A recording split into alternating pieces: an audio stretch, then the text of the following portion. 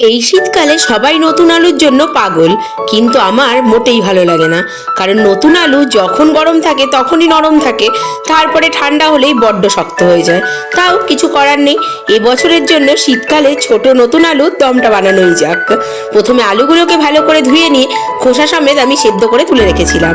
তারপরে খোসাগুলোকে ছাড়িয়ে নিয়ে রেখে দিয়েছিলাম। এদিকে কড়াইয়ের মধ্যে তেল দিয়ে তার মধ্যে শুকনো লঙ্কা, জিরে আর অল্প একটু হিং ফোড়ন দিয়ে দিয়েছিলাম।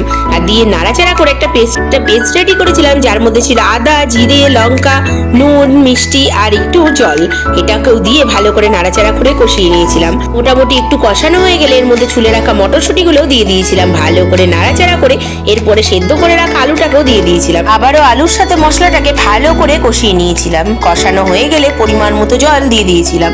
ব্যাস, এরপরে ফুটে উঠলে ধনেপাতা দিয়ে নামিয়ে নিলেই রেডি আমাদের ভীষণ সুস্বাদু নতুন ছোট আলুর দম। খেতে কিন্তু দারুণ হয়েছিল।